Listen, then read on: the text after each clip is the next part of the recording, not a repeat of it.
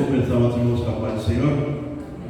Irmãos, por mais que você tenha tido aqui várias vezes, aqui em outro lugar, sempre um frio na barriga. E hoje está frio, né? A responsabilidade é grande.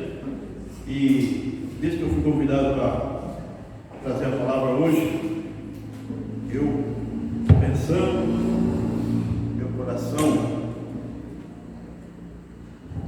e acelerando, e é motivo de muita alegria.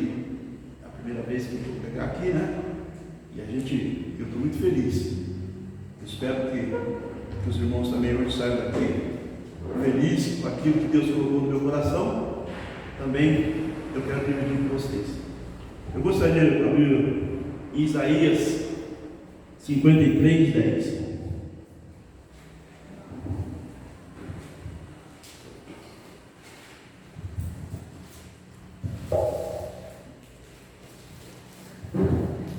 Isaías 53, 10.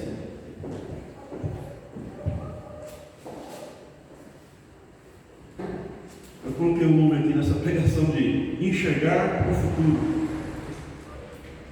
Amém?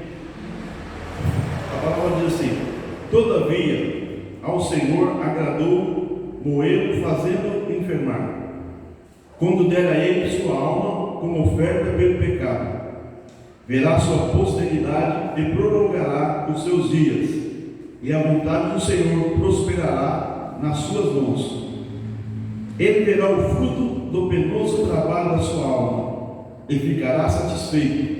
O meu servo, o justo, com seu conhecimento, justificará muitos, porque as iniquidades dele levará sobre si. Amém? Até aí. Agora eu vou ler também em Provérbios 23, 18. Nem precisa achar, né? Porque deveras e haverá bom futuro, não será frustrado a tua esperança. Amém? O Senhor diz que não será frustrado as nossas esperanças, né? E o Senhor, aqui, Jesus, quando foi levado aqui, o Senhor se agradou fazendo com ele, né? Fez ele enfermar, porque ele levou todas as suas nossas enfermidades como pecado, né? E vamos começar aqui. Tudo que eu falo aqui na palavra. Eu gosto de falar não segundo eu, segundo diz a Bíblia. Se alguém tiver que reclamar, tem que reclamar com o autor e consumador aqui daqui. Amém? Então, o Senhor reservou um futuro de bênção para as nossas vidas. Hebreus 13, 18 diz assim: Jesus Cristo é ontem, hoje, o mesmo e será sempre. Essas palavras nos falam de um futuro espiritualmente, que nós sabemos que o futuro é o fruto do nosso presente. Aquilo que o Senhor Jesus falou, partindo do princípio da semelhança, que está em Mateus 4,26, que no mundo espiritual o reino de Deus é semelhante ao agricultor que lança a semente, depois vai dormir, né? E quando ele acorda, o campo está florido. Então, tudo aquilo que realmente nós fazemos, estamos plantando para o futuro. Nós jogamos uma semente, e a semente vai germinar. Tem semente que pode nascer do dia para a noite, tem semente que demora algum tempo, né? Então, aquilo que nós plantamos, aquilo que nós lançamos, né? Lançamos nosso coração, lançamos nossa vida, aqui o exemplo é a terra, né? Nós vamos ver nascer, né? E vamos viver isso, daquilo que nós plantamos. E em Gálatas 6, 7 diz assim: não vos enganeis de Deus, não vos enganeis, de Deus não se zomba, porque aquilo que o homem semear, isso também se fará. Dizei aos justos, Isaías 3,10 diz assim: dizei aos justos que bem lhes farei, porque comerão o fruto das suas ações. Aquilo que nós plantarmos, aquilo que nós lançarmos, né, nós vamos comer. Aquilo que nós fazemos, tudo aquilo que fizermos, aquilo vem sobre nós. Nós vamos plantar e nós vamos receber depois. Aquilo que a gente lançar, nós vamos colher, né? Então, se lançarmos coisas boas, vamos colher coisas boas. Se lançarmos coisas más, vamos colher aquilo que é mal. Então devemos colher, plantar aquilo que é bom, aquilo que é bom ao nosso coração, aquilo que é bom para a nossa alma, né? Porque no futuro nós vamos colher, e nós queremos colher um fruto bom, né? E também o caso de Neemias olhava o presente, né? Ele se achava, o coração dele foi fechado de tal maneira que o rei percebeu que Neemias estava até em depressão. E o rei disse a ele: o teu coração está entristecido. Neemias era o copeiro do rei. Neemias vivia tranquilamente no palácio. Mas quando ele soube que Jerusalém, Israel, os muros haviam sido caídos, a cidade estava queimada, tudo estava destruído, ele se entristeceu. E o Senhor se preocupou. E o rei, que todo dia, né, estava com ele, que ele provava a primeira comida para dar para o rei, né? Ele estava todo dia, ele era o mordomo do rei. O rei viu que ele estava entristecido, e o coração dele estava batido, porque ele havia recebido a notícia que a cidade dele estava em ruínas, né? Então o rei disse a ele: teu coração está entristecido. E muitas vezes nós somos assim, né? Nós recebemos uma notícia e o nosso coração fica entristecido, o nosso coração fica batido, a nossa alma, né?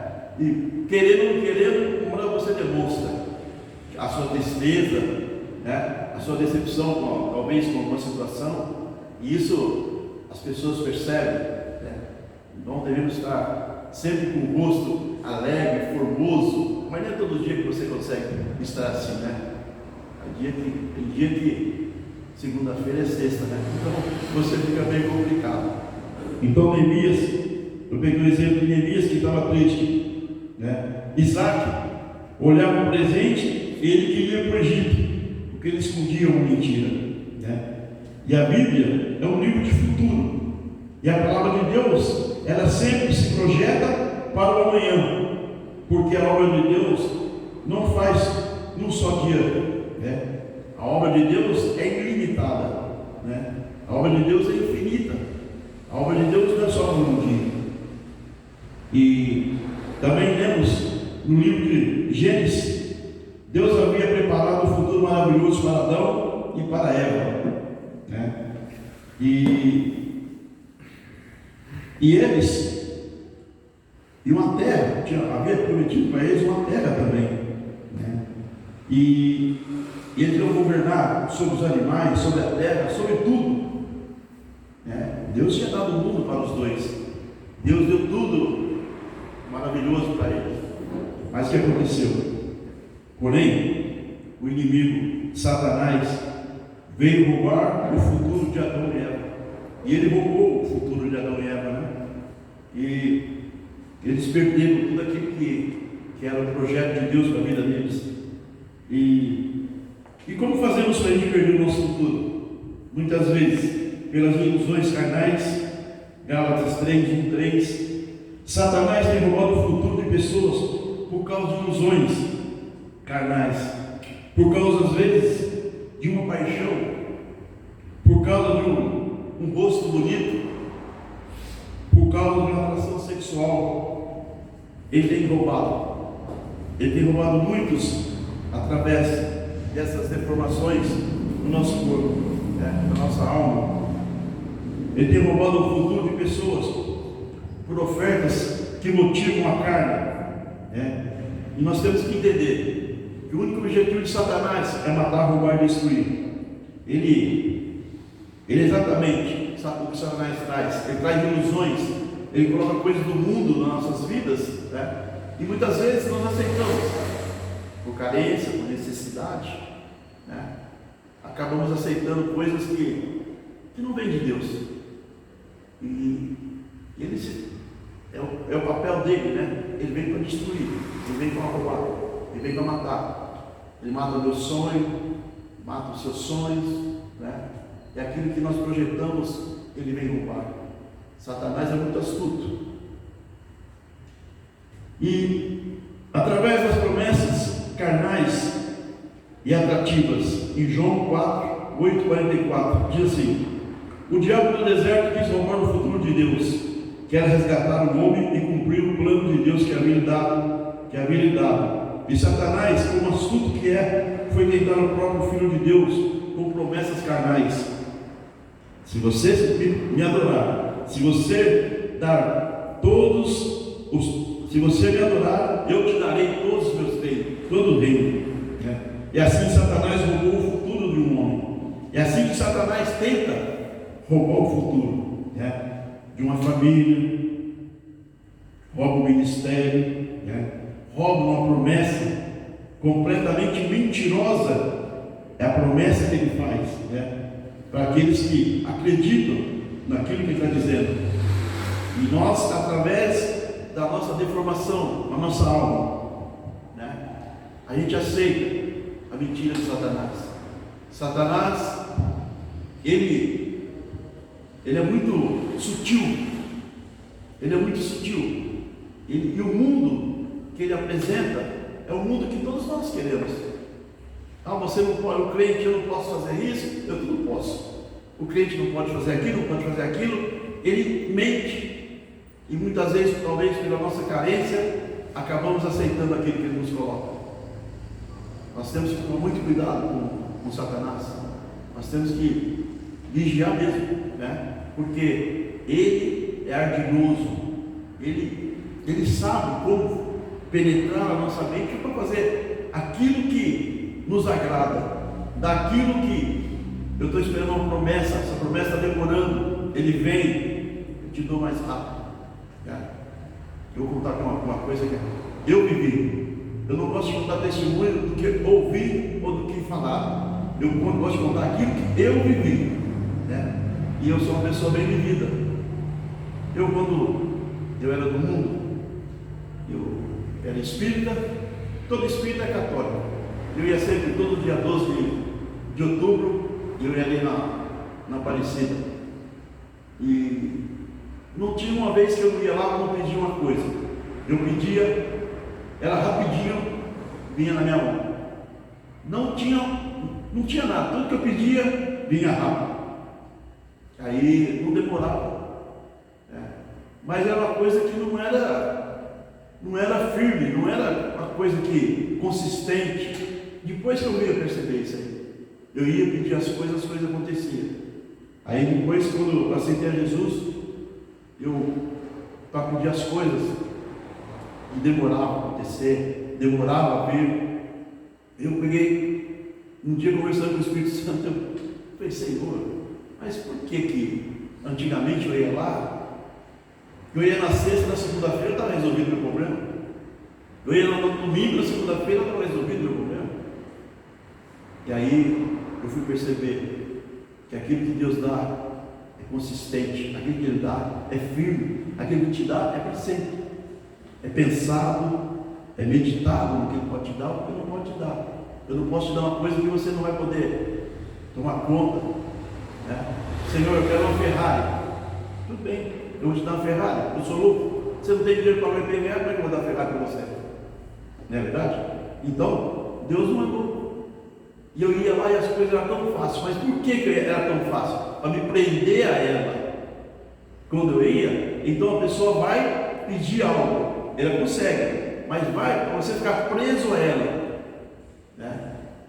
Tem tantas coisas que te prende, e você acaba acreditando que foi tão rápido, você conseguiu, então te prende a você e você fica preso àquilo.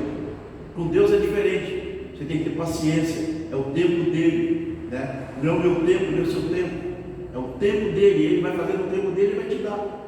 Ele está preparado agora eu posso dar para ele. Agora eu posso dar porque eu sei que ele está preparado, eu já preparei. Então, se ele preparou, não tem porquê não esperar e saber que aquilo que ele vai te dar, não é verdade? Outra coisa, eu esperei uma resposta por 9 anos. Eu fiz uma pergunta, eu era líder da capelania, na Renascer, e eu ia eu ia orar pelas pessoas enfermas, e muitas pessoas foram curadas através da minha vida, porque Jesus estava ali, né? E o que aconteceu? A minha irmã pegou um câncer e eu tinha certeza que ela ia morrer. Eu tinha certeza que ela ia morrer. Um negocinho aqui parecia uma biguguinha, pequenininho, não era coisa monstruosa assim. Eu tinha certeza que eu orava sempre por ela, todo dia, né? Minha irmã mais velha, minha irmã querida. E um dia ela faleceu.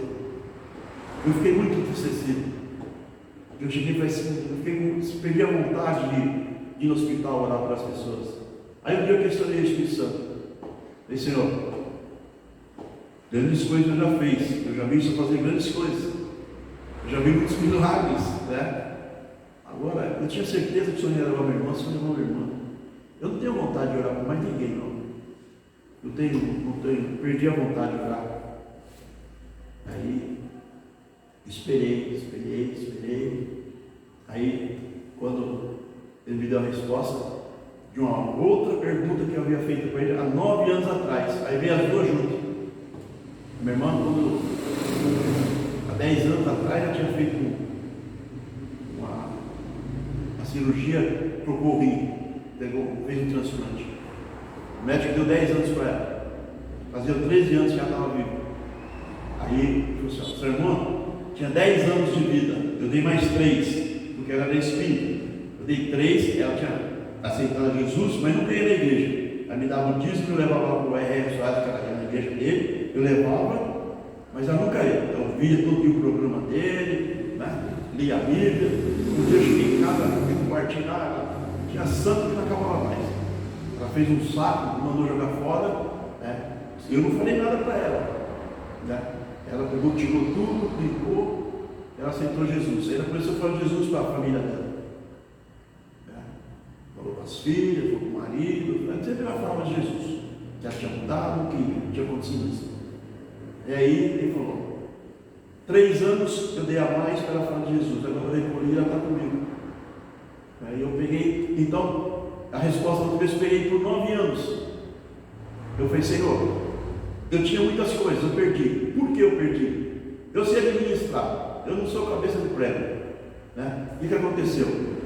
Ela pegou, chegou para ele, pegou e falou assim, simplesmente, aquilo que você tinha não foi eu que te dei.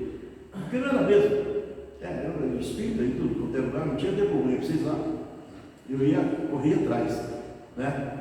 E aí o que aconteceu? Eu tirei de você. Mas agora aquilo que eu te der é diferente. Eu acreditei, e é verdade. Então, por quê? Eu tive que esperar o tempo dele. E muitas vezes nós não queremos esperar o tempo dele, não é verdade? Nós queremos o nosso tempo, que é ajudar Deus. Deus não precisa de ajuda, né? Nós queremos acelerar o processo. Não tem como acelerar o processo. Ele está trabalhando. Quando eu comecei na igreja, ele falava assim, eu tenho uma grande obra na sua vida. Toda a igreja que eu ia fez Jesus. Eu vou virar pedreiro. Todo mundo fala, eu vou ter uma grande obra na sua vida. Deus tem uma grande obra na sua vida. Eu entendia. Eu achava que ia trabalhar na construção civil, né? Mas não era. A grande obra que ele está fazendo na minha vida, na sua vida. Talvez se você tem 30 anos de evangelho, 40 anos, ele não está na obra, a obra ainda está no meio. Nós não sabemos, não é verdade? Mas a obra está sendo feita, a obra está sendo construída. Então está tudo perfeito. Quando ficar pronto, todo mundo, nossa, né? Tudo vai ter seu tempo. Voltando aqui. E parei aonde aqui, meu Deus? Está aqui. Em João 3, 31, 14 diz assim: ou não vê que Deus, o mediatismo, por isso que eu falei isso aqui, os meus caminhos não conta todos os meus passos, se andei com falsidade ou se meu pé se apressou para o engano. João 3, 31, 4 diz: ou não vê Deus os meus caminhos e não conta todos os meus passos, se andei com falsidade ou se meu pé se apressou para o engano. Será que Deus não sabe tudo aquilo que está acontecendo com você? Será que você não pode esperar a grandiosidade do plano de Deus? Mas Satanás, ele rouba o futuro, manipulando a informação que nos tem do imediatismo. Até pessoas que dizem assim: eu exijo que Deus me dê agora. Quando eu vejo essa frase, eu fico irritado. Eu exijo. Que exigir? Como é que você vai exigir por todo mundo? Como é que você vai exigir por aquele que pode fazer, o único que pode fazer exigir? Eu tenho que pedir, né? Então, exigir é muito forte. Tem pessoas que falam: poxa, mas eu estou orando e nada acontece. Tudo bem, no tempo de Deus vai acontecer na sua vida, mas não será no seu tempo. E o que Satanás coloca é essa manipulação, e nós ficamos querendo tudo na hora, e leva o homem a cometer a abominação contra Deus. Foi com Arão, quando Moisés subiu ao monte. Eles queriam um monte, eles queriam Deus, e Deus falou com eles. Deus tirou do Egito, mas eles queriam Deus para enxergar, porque eles tinham a inveja dos egípcios, que adoravam imagens, ao invés de esperar em Deus. Eles imediatamente pegaram os pendentes, né, que Deus havia dado para eles, para fazer a riqueza de Deus tinha dado para eles, construíram um templo, né? E o que eles fizeram? Eles construíram um bezerro, não é verdade? Quando eles saíram do Egito, Deus deu muito ouro para eles, para que eles pudessem fazer um tabernáculo, uma casa, eles fizessem lá um templo, né? Mas não, o que eles fizeram? Eles se desesperaram no tempo deles, enquanto Moisés subiu, eles se desesperaram lá embaixo, eles queriam alguma coisa para adorar, eles queriam uma imagem, eles queriam adorar alguém, né? Aí fizeram um bezerro, e isso entristeceu muito a Deus, né? E Deus ficou muito chateado, mas eles não viram. Deus tinha um bom futuro para eles. Deus tinha dito que daria a eles uma terra que manava leite e mel, né? Mas eles morreram no deserto por causa do imediatismo, e Satanás roubou o futuro deles. Você vê como é que é? O imediatismo faz cada coisa, faz você levar a gente a fazer coisas que muitas vezes nós não queremos fazer, mas a gente é impulsionado por aquilo, né? Aí depois você fala assim: ai meu Deus, eu fui no shopping hoje, comprei tanta coisa para ser o cartão, mas eu não queria, mas botei em casa. Mas o imediatismo fez você entrar nessa, né? E Satanás é o que ele gosta de fazer, de colocar as coisas, colocar, como diz aí, a carruagem na frente da carroça. Então nós temos que tomar cuidado com isso, né? Porque Deus tinha uma terra maravilhosa para aquele povo, né? Deus, a terra manava leite e mel. Eles não souberam esperar, morreu antes, e nem foram. Em Lamentações 3:26 diz assim: o bom é esperar no Senhor, isso em silêncio. Muitas vezes nós não podemos contar nossos sonhos para ninguém. Não conta seus projetos, não conta aquilo que você quer realizar. Porque tem muita gente que talvez ande com você, pensa que é seu amigo, você pensa que é seu amigo, mas muitas vezes não é. Às vezes tem inveja, às vezes sem querer, né? Fica com inveja, sem querer, não quer que os seus sonhos se realizem, né? Então nós temos que, os nossos sonhos, a gente tem que ficar em silêncio, guardar para nós mesmos, né? E quando se realizar, eu estava tanto tempo que eu queria falar, mas não quis falar, né? Aí, quando realizar, vem aqui na igreja e dá o testemunho. Amém? Nós estamos aqui agora. Como ele pode roubar? Como nós podemos ser roubados por Satanás? Ele é a pessoa a fazer a sua vontade. O que Satanás queria? Ele queria que Jesus se prostrasse diante dele. Satanás estava ali fazendo com que o futuro de Jesus fosse roubado. Mas Jesus não caiu na dele.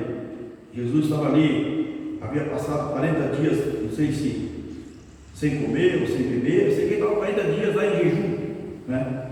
E Satanás quis roubar o futuro dele.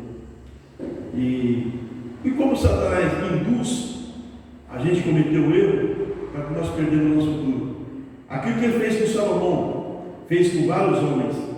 Aquilo que ele fez com o próprio Gideão, ele leva o homem a cometer abominações espirituais. Por causa dessas abominações, Deus tira o nosso futuro. Né? Vamos no final aqui, irmãos. O inimigo quer ver sua desgraça, ele quer intimidar você. Né?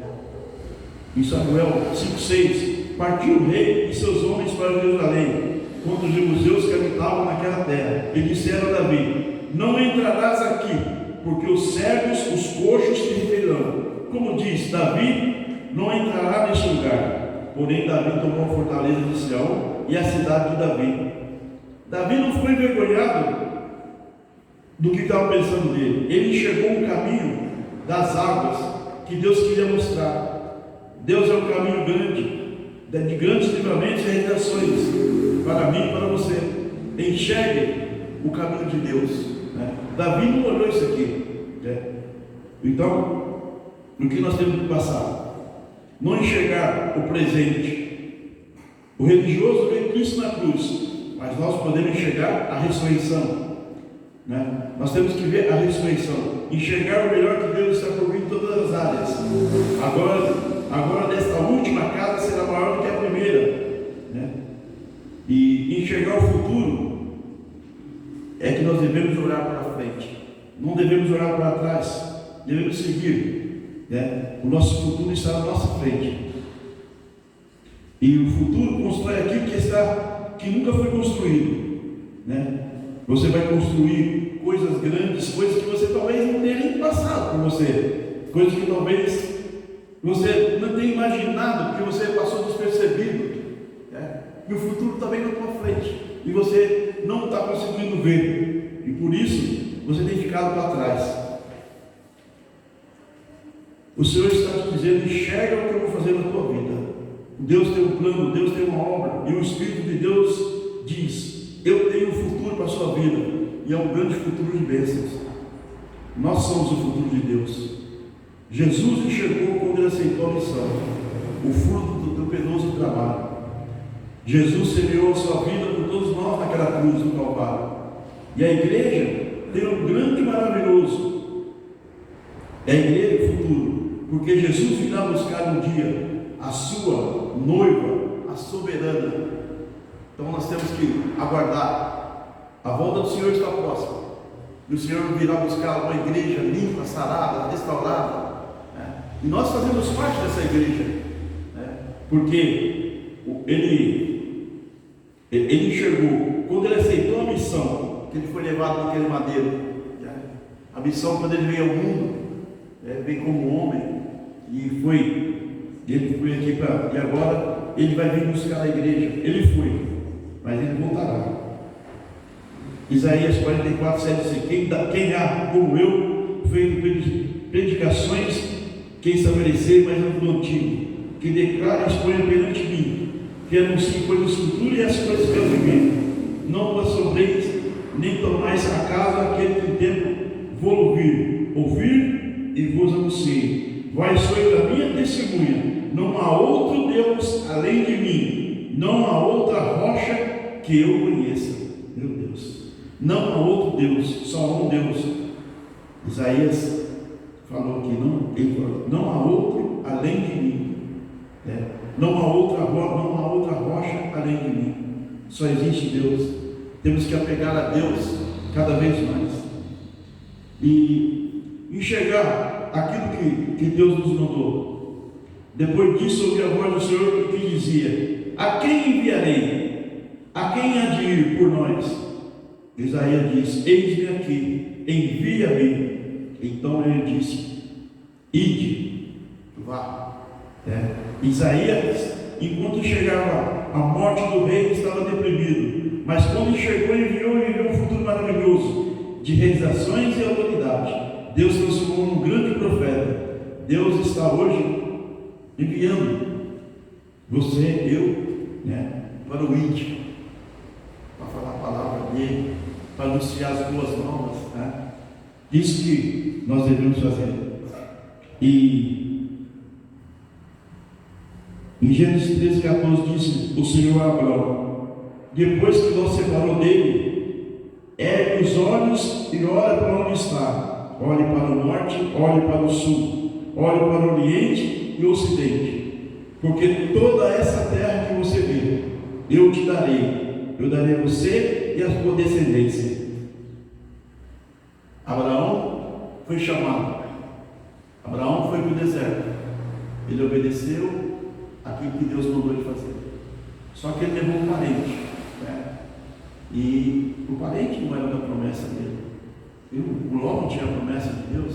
Ele mandou ele pegar a parentela, mas ele levou. Quando chegou uma certa hora, Abraão foi ficando rico, e Ló também foi ficando rico. Aí os pastores começaram a brigar, tiveram que separar. Abraão ficou muito triste com a separação, porque ele amava o seu sobrinho, até tanto que levou ele. E ele olhou para ele: Ló, escolhe onde você quer. Ló, o zoião, ali eu quero, ali eu passo os verdejantes, lindo, maravilhoso, ali que eu quero. Abraão sabia que Deus era com ele. Abraão tinha a promessa. Abraão olhou para a campina, talvez achava que ele estava ficando meio xarope. Ali fica aquele que é ali para você.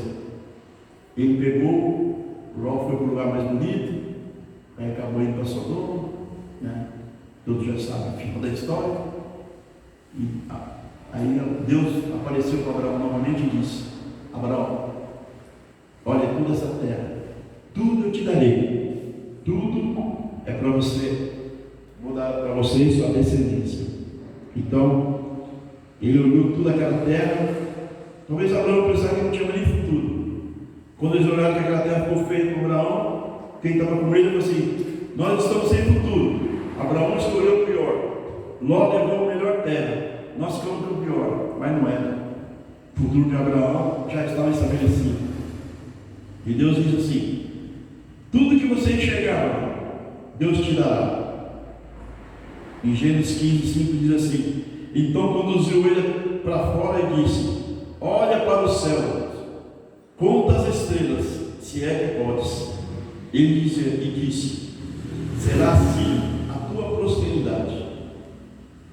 E ele creu, e o Senhor, ele creu, e isso foi imputado por justiça. Olha que coisa maravilhosa, né? Ele disse para ele: olha para o céu, olha para as estrelas. Se você conseguir contar todas as estrelas, muitas vezes eu falo: nós servimos a Deus, nós somos filhos de Deus, nós falamos que somos filhos de Deus, nós somos filhos de Deus, mas muitas vezes nós não temos noção do que é ser filho de Deus. Você imagina, tudo é nosso. Nós podemos, um dia nós vamos tomar posse de tudo. As estrelas, o céu, coisa maravilhosa, tudo vai ser nosso, né? E nós não temos noção daquilo que Deus tem preparado para nós. Abraão, ele só confiava em Deus, ele não confiava em homens. Abraão creu, né? Com 89 anos, ou 99, foi ter o filho, né? O filho de Isaac. Nem acreditou quando foi naquilo que ia ter, nem a Sara, tanto que a Sara deu risada, né? Porque já estavam velhos.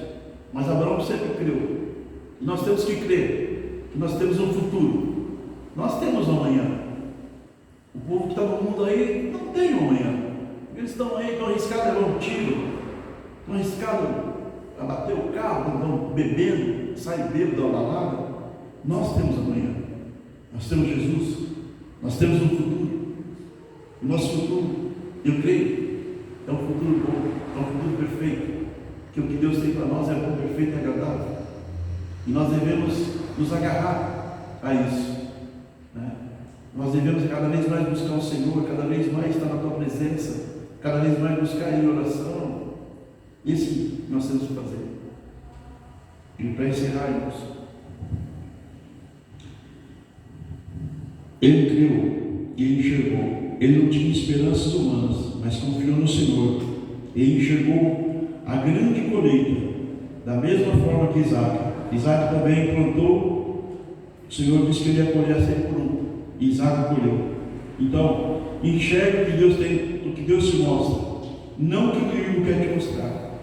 Que nessa noite, essa bela palavra, que o Senhor possa ter aberto o coração, os olhos das pessoas, que nós possamos enxergar Que nós temos futuro. No mundo muitas pessoas falam, esse aí não tem mais jeito, esse não tem futuro. Nós temos futuro. Nós temos um futuro na mão do Senhor. Nós temos um futuro porque o nosso Pai é dono do mundo, é dono do ouro, da prata, aquele que nos guarda, que nos livra, que está sempre conosco, é o Manuel, é o nosso Senhor. E Jesus se entregou por mim e por você naquela cruz.